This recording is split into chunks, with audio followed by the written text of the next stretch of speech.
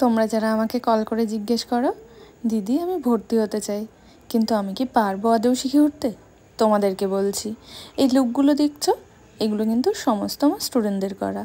এটা ছিল আমার 11 ব্যাচের ফাইনাল এক্সাম। তো দেখো ওরা কি দারুণ লুক করেছে, ওরাও কিন্তু আগে থেকে জানতো না। তো ওরা যখন পেরেছে তোমরাও পারবে। আর আমার প্রোফাইলে সমস্ত ভিডিওগুলো দেখবে, ছবি ভিডিও, আমার স্টুডেন্টদের কাজগুলো দেখবে, তারা যদি পারে তো অবশ্যই তোমরা পারবে।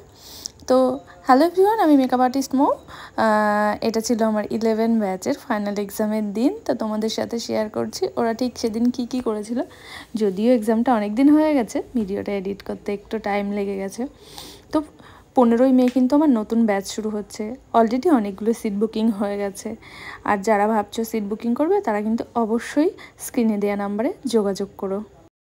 তোমরা যারা ভাবছো যে মেকআপ আর্টিস্ট হওয়ার স্বপ্ন দেখছো, তাদেরকে বলবো দেরি করো না। হয়তো তোমার আশেপাশের অনেক লোকে বলবে কি হবে মেকআপ শিখে, ঘরে ঘরে তো মেকআপ আর্টিস্ট। তাদের কথায় কান দিও না, চেষ্টা তো করো কিছু করার। চেষ্টা করার পরে যদি হেরে যাও, তাও নিজের কাছে এটুকু তোমার ভালো লাগবে যে চেষ্টা করেছিলে। আর আমার কিন্তু প্রত্যেকটা ব্যাচের স্টুডেন্ট কাজ পায় না এরকমটা এখনও পর্যন্ত হয়নি। আমার প্রত্যেক ব্যাচের স্টুডেন্টরাই এক্সামের আগেই তারা রিয়েল ব্রাইট করে। এটা সত্যি আমার কাছে ভীষণ একটা ভালো লাগার বিষয়। তো তোমরাও পারবে, কোনো কিছু চেষ্টার আগে হার মেনে নিও না।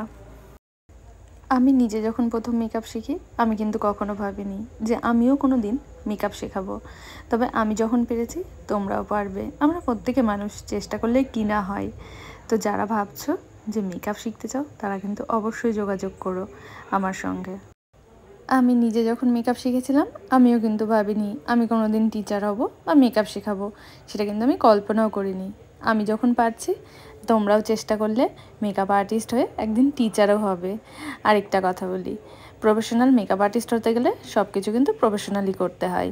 অনেকেই বলে যে আমার এখানে স্টুডেন্টদের আমি নন পেড মডেল অ্যালাউ করি না, বাড়ির ড্রেস অ্যালাউ করি না। কারণটা কিন্তু তাদের ভালোর জন্যই আমি করি।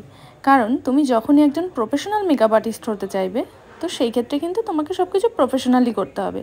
তুমি যদি বাড়ির পাশের একজনকে নিয়ে আসো, বাড়ির ড্রেস নিয়ে আসো, সেই কাজটা কিন্তু অন্যের চোখে অতটা ভালো লাগে না।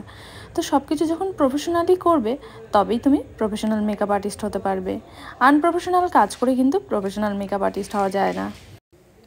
এবার অনেকের আবার মনে হবে, তাহলে কি যারা নন পেড সাজায়, যারা নিজের বাড়ির ড্রেস ইউজ করে, তারা কি মেকআপ আর্টিস্ট না? অবশ্যই মেকআপ আর্টিস্ট। কিন্তু তুমি বড় বড় মেকআপ আর্টিস্টদের ফলো করবে, তারা কিন্তু সবসময় প্রফেশনালি কাজ করে। আর আমি তাদেরকে দেখেই ইন্সপায়ার হই।